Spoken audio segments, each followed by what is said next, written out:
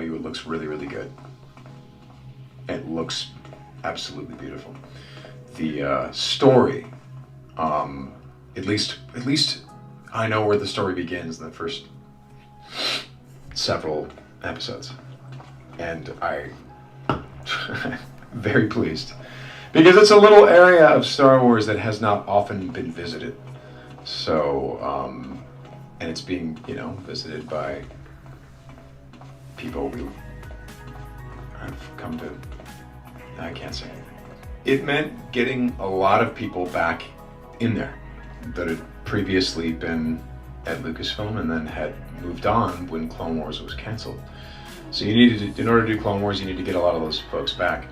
What I like is that they didn't just put all that back together only to let them go again, So what I saw was brilliant, extraordinary, beautiful, beautiful, beautiful animation. And I won't say what it looks like, but I will say this. Of the quality of Clone Wars where that bar is set, yes, absolutely, totally.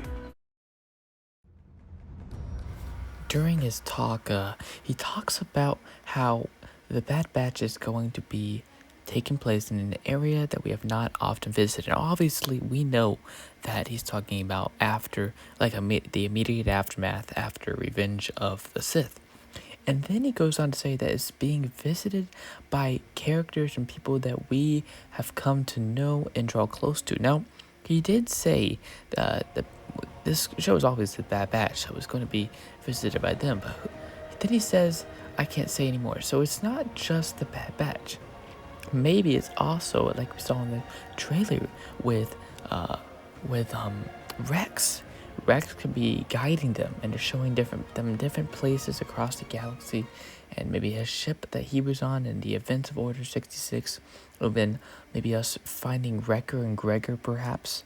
But I also Sam Witwer, he probably knows all of these details for the first couple episodes, like he said, including the 70-minute episode, because he is playing some of the characters. Probably does a pretty good Palpatine impression, and we did see that Palpatine is going to be in at least have that one line, probably more, like assigning Grand Moff Tarkin and Vader to try to find and hunt down the Bad Batch. I mean, why is Tarkin trying to kill them? Because Palpatine has ordered them to. And Palpatine must see them as a threat to somebody, or maybe they rescued Grogu. I had heard from a recent interview that don't be surprised to see Grogu in the Bad Batch, and the only possible way is to see if the Bad Batch possibly could have saved Grogu from the Jedi Temple. The first episode is going to be almost like a movie, 70 minutes long. I imagine all the different characters that we could see. It could begin with Vader right after Order 66. I mean, that would be incredible. In his words, it was brilliant and extraordinary animation, beautiful animation. That's what he said.